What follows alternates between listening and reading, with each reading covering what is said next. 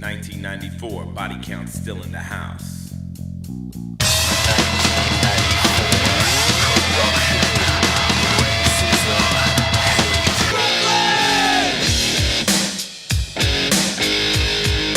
Okay, I think it's about time we did this, right? Let's wrap up this movie cycle. Hello gang, my name's Thew. Welcome to the Talkathon for Transformers Rise of the Beasts. This is year 16 for me on YouTube, and I still don't feel comfortable calling my film analysis a review as such. So I'm just gonna talk for a while about the film that we've presumably all seen by this point, right? It's been out for like 3 or 4 weeks now. We're gonna do spoilers. At some point, it's not my fault anymore. Chances are, if you watch my channel, you've seen this movie, okay? Is it fair to say that? I never quite know where to start with these things, so let's go with the general thoughts and or appraisal. It was good, I liked it. Woo. I had a lovely time watching this film. It is unapologetically a big, silly summer movie about some robots doing robot shit. And it is nice to have done this in June, because like Bumblebee was the last one and it had that December release date, which I get it, but it is nice to have Transformers back as a summertime thing. But like, we know what kind of films these are by now, and this one is so on board with its own bullshit. It like respects itself and it believes in what it's trying to do, and it does it pretty well. That's basically what I thought about it. It was good, I enjoyed it, it seemed to be enjoying itself. So let's quickly recap the plot. Unicron is coming! A dark planet-devouring deity sends its emissaries, the Terracons, led by the fearsome Scourge, to retrieve the transwarp key and spread terror across the universe. But the key is guarded by the mighty Optimus Primal and his Maximals, who lay in hiding in the jungles of Earth. Meanwhile, in New York City, Optimus Prime and the Autobots team up with an ex-soldier and an archaeologist to retrieve the key and return home to the planet of Cybertron. Will our heroes save the galaxy before it's too late? And if that sounds like the silliest Saturday morning schlock you've ever heard in your life, that's because it is! And of course it is. It's friggin' Transformers 7. It's a Rise of the movie. It's the third X of the Y title in the series. At this point, it's literally what space fantasy bollocks for 6-year-olds have they dredged up this time? And it is that. It's a lot of spaceships and hidden ruins and deities and planets and keys. Lasers going into the sky. There's literally a sky laser in the first 10 minutes. But it's not like ashamed of it. It's not embarrassed by what it is. It respects itself. It respects you. It's bollocks and it loves it. And isn't that lovely? Because I know we're not really doing Bayverse hate at the moment. We're kind of over it. They're in their rehabilitation arc, but there's plenty that still bugs me about them. You could feel the disdain they had for their own subject matter. You could feel the attitude of like, oh, who wants to watch this? Who cares about robots? Let's look at fast cars and big guns and hot babes instead. And the robots are always like brushed off as a begrudging afterthought. But this movie revels in it. This is probably the most bot-focused Transformers film yet. They are the main characters. It's so nice. One thing I loved actually about this movie's approach was it didn't try and claim that the Transformers created every Earth civilization ever. I can't stand that shit, man. I hate it. And it's every time they do it. They've done the pyramids, the internet, the moon landing, the Cretaceous Paleogene extinction, Stonehenge. That was all Transformers, was it? So it was so nice that they just stopped for a second and they said it explicitly. Your lass is like, so you made the Nazca lines, right? And Optimus Prime was like, nah, weren't us. Ah, thank you. We established that the Maximals have been around for a while, for a long time, but they didn't like create humanity or invent language. They didn't friggin' build Machu Picchu. They acknowledged those notions and dismissed them. Very happy with that. Real nice vibe in this movie as well, because it's set in 1994 Brooklyn. So like the soundtrack's great for starters, loads of old school hip hop. The score's wonderful as well, but it was so nice to have like pop songs used that wasn't all rock. We didn't do like the new metal thing or the 80s hair rock thing. We did hip hop this time, and it's so refreshing. I was so happy, by the way. Side note, delighted they didn't use No Sleep Till Brooklyn. Because it's in Brooklyn, it's about hip hop, but they didn't do it. They were a bit more savvy. That's already been in loads of movies this year, like Super Mario and Guardians of the Galaxy used it. I figured Spider-Verse wouldn't use it. They're way too cool for that, but I thought Transformers might not be above it, but thank heavens they were.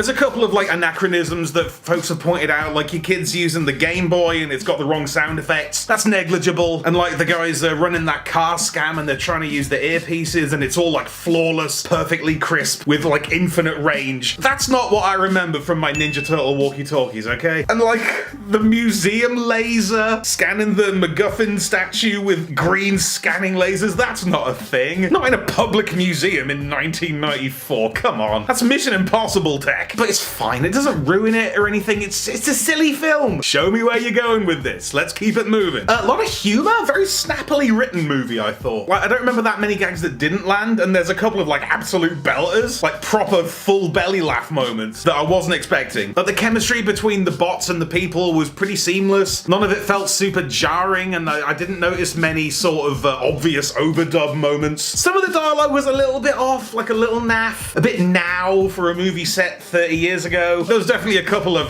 reallys. I did hear a, that sounded better in my head. I did notice Mirage throw in a, they fly now? But I don't think there was a, well, that happened. There was some of that kind of stuff, but generally we kind of get away with it. It was alright. I was very thrown by the Marky Mark reference though. Like Mirage mentions Marky Mark as a person and not as Cade Yeager in the capacity of the Funky Bunch. So is this a reboot? Are we retconning this? Lorenzo, you got a solid answer for us? They're just messing with us, man. In terms of whether it's a reboot or not, I have not asked. If we've learned anything from Transformers 5, it's that nobody knows where this is going. Could have been a bit longer, I thought. I could have watched another half hour of that. There were times when it seemed a bit rushed. Some of the robot dialogue moments seemed a bit like they were speeding through them. And I get that, because, you know, CGI and budget and everything, but there were moments when you could tell that scenes were missing. How big can this guy be?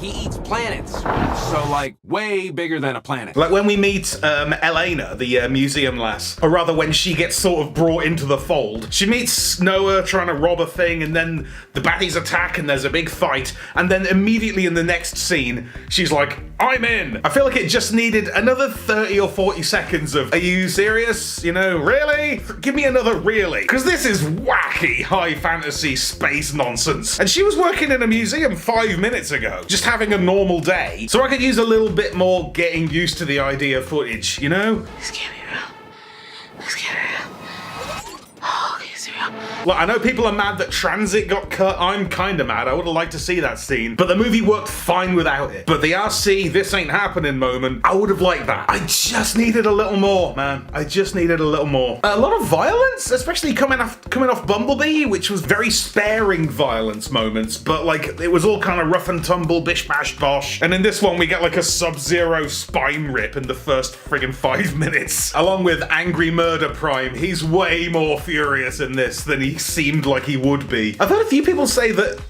their kids were freaked out as well. Like, it was a bit intense. I kind of get it. Like the little sort of spider gremlin Terracon guys, they are pretty freaky. So we have noticeably ramped the violence back up a bit. What else we got? Yeah, the third act was kind of bollocks. Bit boring, honestly. Like when it gets to the final moment where they all line up and it's like, get to the thing, stop the thing.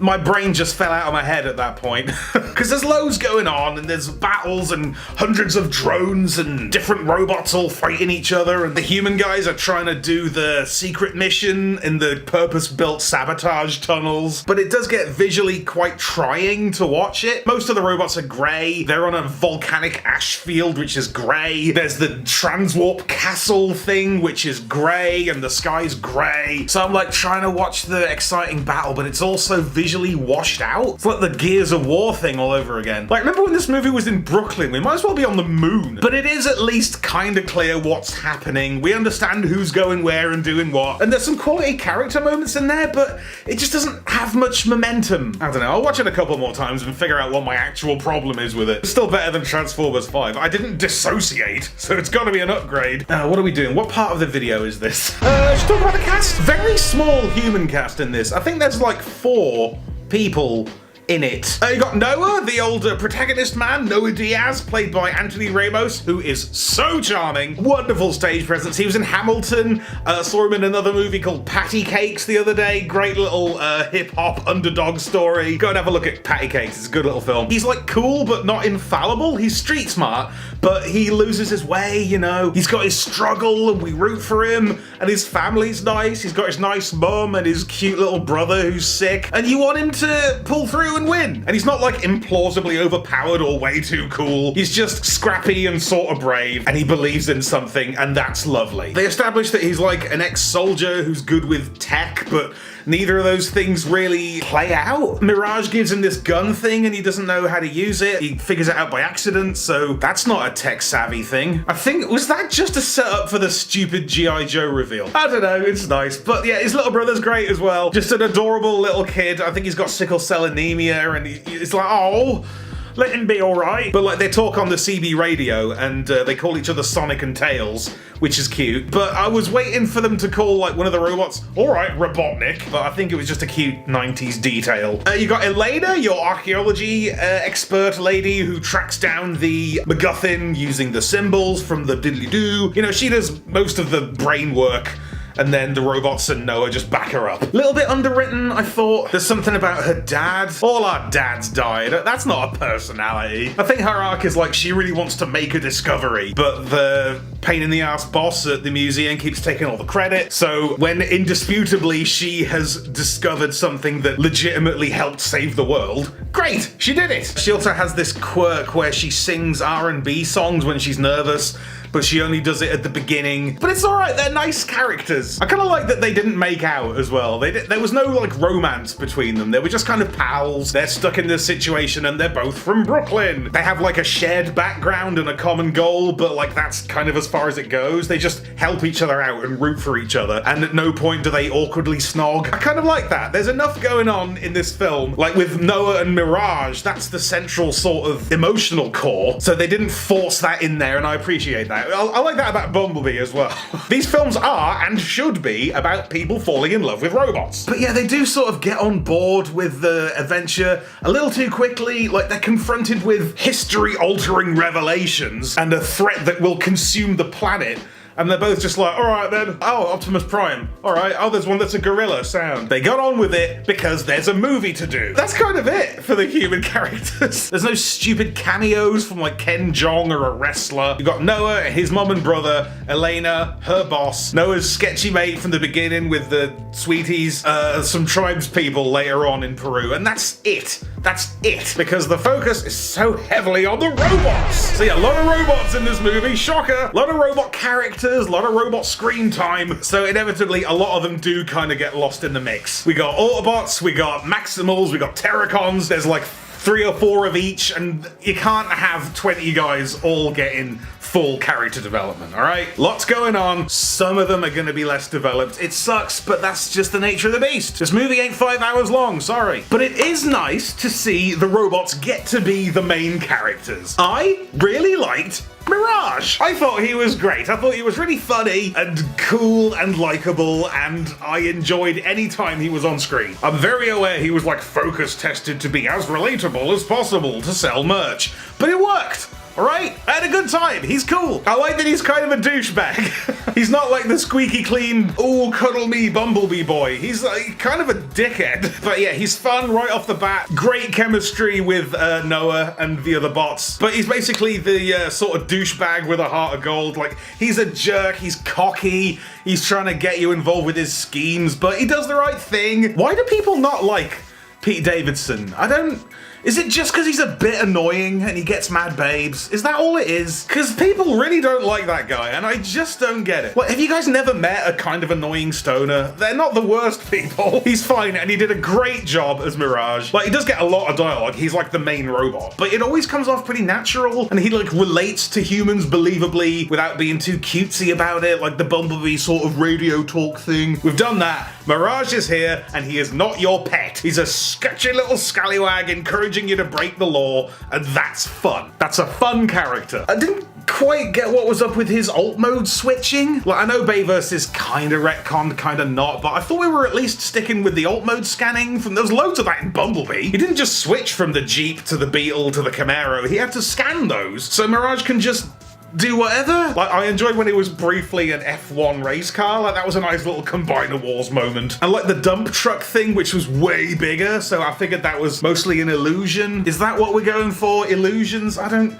really know. I'm not gonna get caught up on that. I'm trying to have a nice day here. Optimus Prime is in this film. Always an absolute joy to watch. Don't love his look in this one. It seems like a step back from the previous movie. It's weirdly wide and a lot of grey, and I don't like his little mouth. Like, I was never the biggest fan of the live-action little mouth Optimus, but on this one it looks really freaky, and I do not like it. I like Prime a bit fallible. I like when his ideas don't work, and people start to lose faith in him a little bit, because otherwise he's just all wisdom and punching, and it gets really dull. So I like him a little bit desperate, a little bit on edge. He is very grumpy. He's having a really rough week in this movie. He's in a shocking mood the whole film, and like, he does have a little bit of that hyper-violence coming back. Like telling Scourge he's gonna rip his fucking head off and whatever. It's kind of a lot, but they did set it up early on that he's already down in the dumps, feeling like he's failed the whole gang, and then Scourge kills Bumblebee right in front of his eyes. So it doesn't feel as sticky as it has done in the past. He's all, this is for B, and you get it. Like, again, bringing it back to the Bay movies, that horrible ending in Dark of the Moon when he kills Sentinel Prime, if he'd just been like,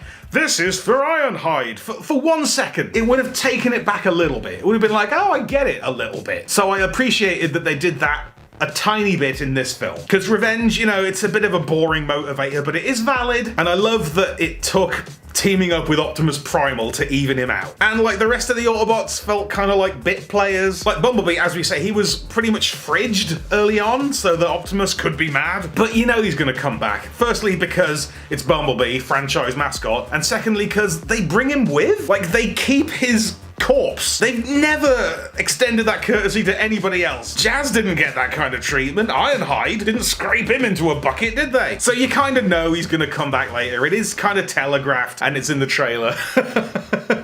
But his comeback moment is brilliant. Diving out of the sky and blowing up baddies to Mama Said knock you out. Amazing. This is Kino. Just a wonderful action moment and a great use of soundtrack. RC, kind of can't remember her doing anything especially, apart from like backflips. She was there and she was cute, and she did get that moment in the Peru car chase with the like slow motion missile. Like, was she implied to be dropping a huge F-bomb there? Because if you look at her mouth, she's like, love that they let RC say f. What else did she do? Backflips, she did the eye scanning thing on Noah, and that was it. I don't know. It was nice that she was around. Wheeljack, oh my god.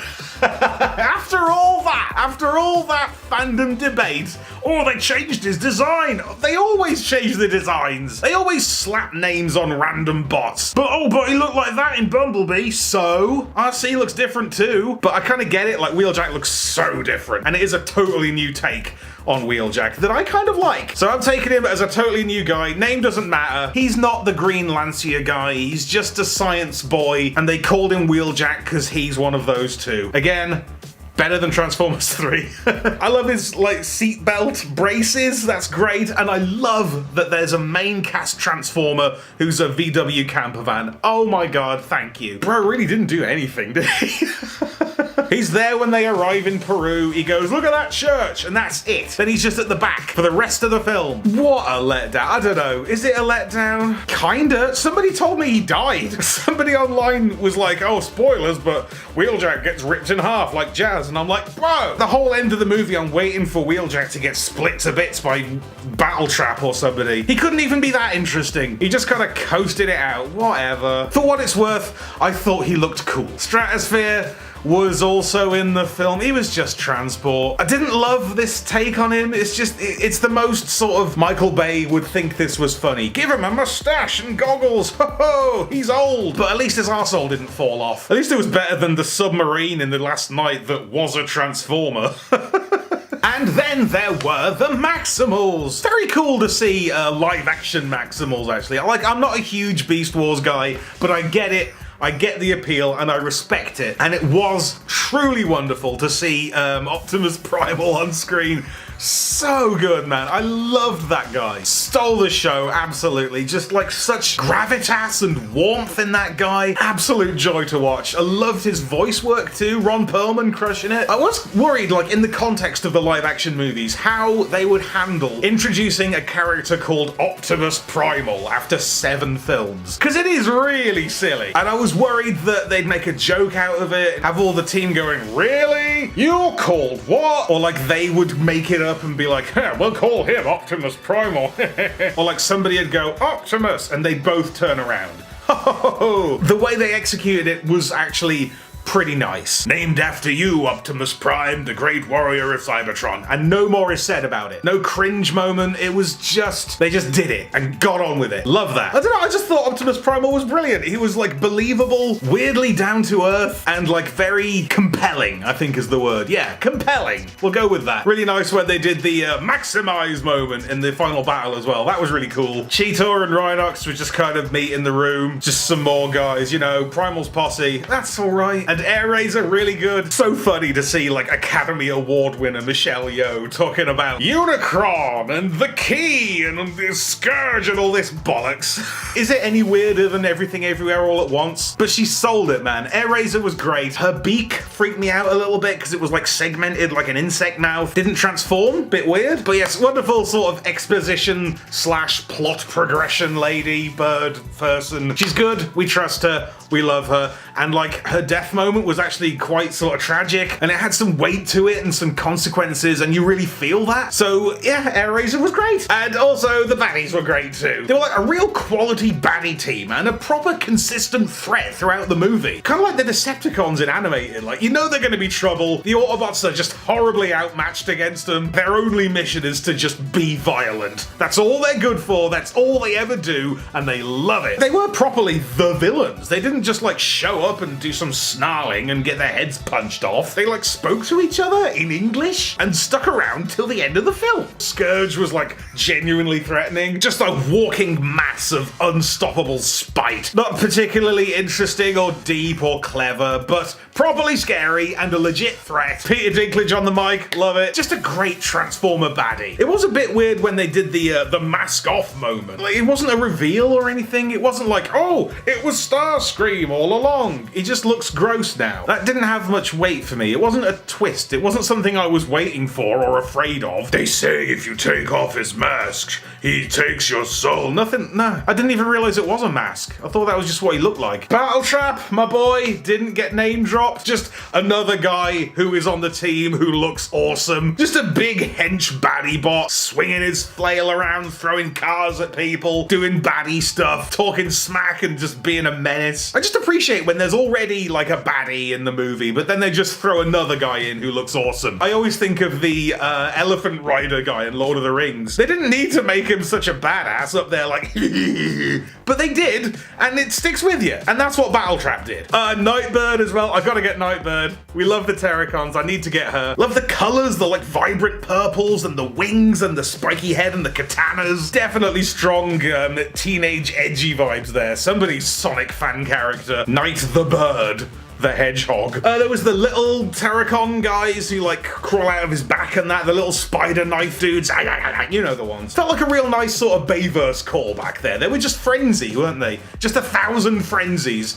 Oh, that's a band name. And like you had Scorponux coming in as well, jumping out the sand. Real nice sort of amalgamation of vibes there. Oh mate, let's put a pin in that. We'll come back to that in a minute. Unicron then didn't feel like a character at all, as much as it was like a force of nature, which is fine. You know, it's a vile god, it's a deity, it's bigger than all of us, but kind of still feels like they're teasing it. I do prefer Unicron as a looming distant threat over the whole thing where, like the Transformers Prime thing where he's the Earth all along. Shut up, I hate that. That's so stupid, and it's unworkable in a movie, and I think this movie reinforces that concept just doesn't work for a film. The point is to prevent Unicron rather than to fight it. Like, keep it at arm's length and prevent it coming through and have that be the story. That makes more sense in a live action movie than to try and destroy it, because it's too big and it's kind of too Star Wars.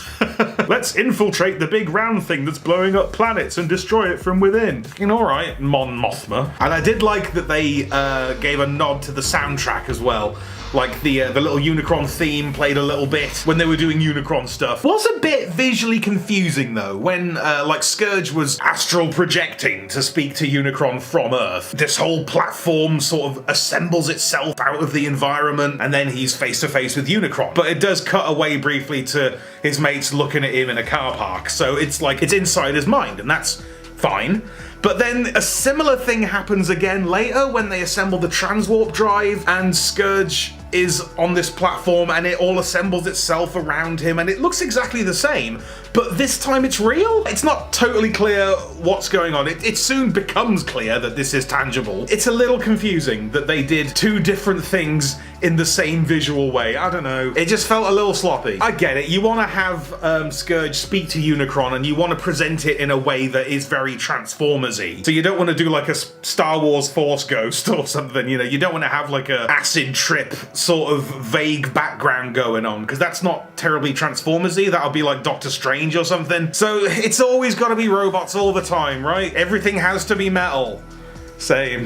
But yeah, I love to see such a mishmash of good Transformers-y stuff going on, because you had the Beast Wars characters and the Transwarp Drive, which is pure Beast Wars lore, mixing in with Unicron, which is G1 / Armada trilogy time, with Scourge, who's a big dark truck fella, so he's sort of Car Robots 2001, but he's also Unicron's Herald Man, so he's a little bit G1 as well. Which Scourge are you? Kind of both. You got Optimus Prime bringing the G1, RC is very Energon, Bumblebee is pure Bayverse, Mirage is pretty Bayverse, and there's Maximals, and there's Beast Wars stuff, and it's all such a nice cosmic gumbo of Transformers-y stuff in a film that you can lavish in for an hour and a bit, and isn't that wonderful? And my favourite of all those moments was right at the end. I mentioned this the other day, but I need this to be in this video, alright? It's at the very end when they've kind of foiled the plot, all the baddies are dead, but Unicron's still there, and Optimus is like, everybody get away, I'll save you, and he's kind of getting sucked up, and then Noah grabs him, and he's like, till all are one! So it's Transformers, and it's people working together, and then Primal shows up, and he's like, till all are one, and he saves them both, so it's Beast Wars coming in, and then they all run away, and the friggin' Bayverse theme plays, Arrival to Earth. I chills. I rewatched it the other day and I got chills a second time. Rise of the Beasts is a good little film, okay? Is it the best movie ever?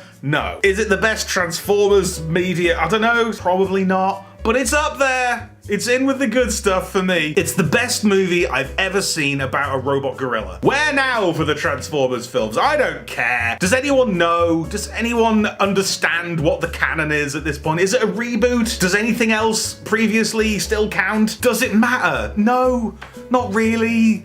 I'm tired of canon. I'm so tired, you guys. I'm 40 this year. Just entertain me. We've got that Transformers 1 coming up, right? Is that going to be an animated one? Is it going to have like a Spider-Verse, Ninja Turtles, Mutant Mayhem vibe, Puss in Boots sort of energy? I hope so. Those are all good films, and I'm happy with the direction that animation is going at the moment. I would like to see a Transformers film in that vein. Pretty please. And G.I. Joe. Piss off. That was so dumb. And it wasn't even like a mid-credits scene. It was the ending of the film. I feel like they really thought they did something there. I thought it was going to be Sector 7, Nest, one of those things. I know Hasbro are desperate for this friggin' shared cinematic universe thing, but aren't you so tired of those? Like, Transformers is doing fine on its own, alright? It doesn't need G.I. Joe, it doesn't need to be Mask, Rom the Space Knight, it needs none of this. I do not care. Gem and the Holograms and we'll talk. It was such a shit reveal as well, wasn't it? He opens the secret doors to like a mostly empty warehouse. How's that exciting? I didn't see a friggin' Hiss tank in there or a Channing Tatum in there, did you? All G.I. Joe is gonna do is drag it down. Let it go. It doesn't have the legs. Friggin' poking its head in at the end like Dave Mustaine. I'm here too. Wish you weren't. I just really don't want them to lean into the G.I. Joe thing, alright? Do anything but that. Give us a Beast Wars Neo movie. Give us a Car Robots movie. Bring Sideburn in. Can the next movie be about Anglemoir energy?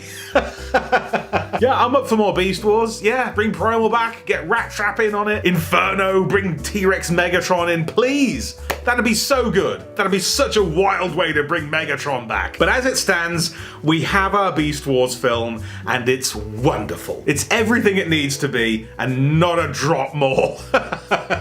So I guess we'll leave it there. Cheers for watching. Hope this wasn't dreadful. It might be. But either way, I shall be back very soon with more robot-y nonsense for your face if you so choose to consume it. Hopefully you will. Check you later, kids. Wonderful stuff. Right, I'm gonna go and get to work on the next thing, and in the meantime, I'm gonna say thank you to everybody, and especially Old Man Dunsparce, my favorite elderly Pokemon. Sorry, Oranguru. Old Man Dunsparce got me good. Later, kids. Be sure to subscribe for more Thew's Awesome Transformers reviews. Limited appeal, keeping it real.